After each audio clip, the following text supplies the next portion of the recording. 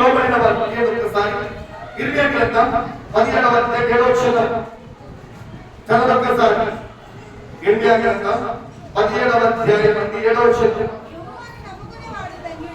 యెహోవాను నమ్ముకొనువాడు ధన్యుడు.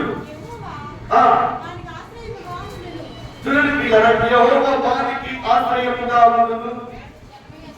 వాడు జలముల యొద్ద నాటబడిన చెట్టు వలె. చూడండి పిల్లరా, ఎవరు దేవుని సన్నిధిలో తిరుగుబాటు చేయని వారు. అర్థమై కదా? దేవునికి స్తోత్రం, హల్లెలూయా. ఎవరు దేవునికి తిరుగుబాటు చేయని వారు ఎలా ఉన్నారంట? ఏడవచనం, వాడు జలముల యొద్ద నాటబడిన చెట్టు వలె నుండును. అది కాలువల ఓడున దాని వేరు తన్నును, వెంట కలిగినను దానికి భయపడదు. దేవునికి స్తోత్రం. ఎవరిల్లు లోబడని వారు. దేవుని కదా, లోబడని వారంట.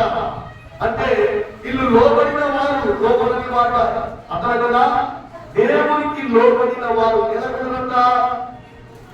నీటి కాలువ లాంటి యోగుగా వాళ్ళు ఉంటారంట. నీటి కాలువ దగ్గర ఉంటారంట పిల్లరా. నీటి కాలువ అంటే దేవుని మందిరం. గమనించండి, నీటి కాలువ అనగా దేవుని మందిరంలో వాళ్ళు ఉంటారు. ఎవరిల్లు దేవునికి లోబడిన వారు ఎక్కడ ఉంటారంట? దేవుని చూడండి, వారు జనముల యొక్క నాటబడిన చెట్టు వలె ఉండును. అంటే నీళ్ళ దగ్గర నాటబడిన వారిగా ఉంటారు. దేవునికి లోబడిన వారు, దేవుని మాట వినేవారు, దేవుని కార్యాలు చేసేవారు, దేవుని క్రియలు చేసేవారు, దేవుని మాటలో కదా. చూడండి, వారు దేవుని మాటలు నెరవేర్చేవారు. దేవునికి స్తోత్రం. దేవుని మాట నెరవేర్చేవారు, దేవునికి లోబడేవారు. ఎలా ఉంటారంటే దేవుని కదా జనముల యొక్క నాటబడిన చెట్టు వలె ఉంటారు. అమ్మా, జనముల యొక్క నాటబడిన చెట్టు ఎలా ఉంటుంది? ఏమండి? వాటి కదా ఎలా ఉంటుంది? పచ్చగా ఉంటాయి. జలముల యొక్క నీళ్ళ దగ్గర ఉన్నటువంటి చెట్టు అది పచ్చగా ఉంటాయి. నీ జీవితంలో పచ్చగా ఉండాలంటే పచ్చగా కాకుండా పచ్చగా అర్థమైందా? పచ్చగంటే ఏదో ఆత్మ పచ్చగా ఉండాలంటే మనం పచ్చగా దేవుడి బిడ్డ నీ జీవితంలో అభివృద్ధి చూడాలంటే నువ్వు జనముల దగ్గర ఉండాలి. జనములంటే దేవుని వాక్యం, దేవుని మందిరం, దేవుని సహవాసం, దేవుని మార్గములో నడుచుతా. అది సమయంలో దేవుడు దేవుని మార్గములో నడుచుతా నువ్వు జనముల యొక్క నాటబడిన చెట్టు ఎలాగైతే ఉంటారో అలాగే ఉండాలో దేవుడి బిడ్డ. ప్రియమైన సహోదరి సహోదరుడా, చూడండి, అక్కడ ఎంత వేడి వచ్చినను, ఎంత ఎండ కాసినను అక్కడ అగ్ని వచ్చి ఆ చెట్టు మీద పడినను అది కదల్చబడదు. సకల దేవుడు వెళ్ళవచ్చు.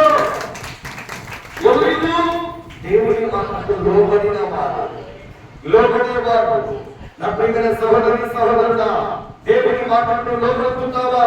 చూడండి ఒకసారి, వారి జనముల యొక్క నాటబడిన చెట్టు అనే నువ్వు అది కాలువ ఓడున దాని వేరు తన్నును, వెంట కలిగినను దానికి భయపడదు. ఎంత దెబ్బలుంటే భయపడదు. దాని ఆత్మను పచ్చగా ఉండును. వర్షము లేని సంవత్సరమున చిగురు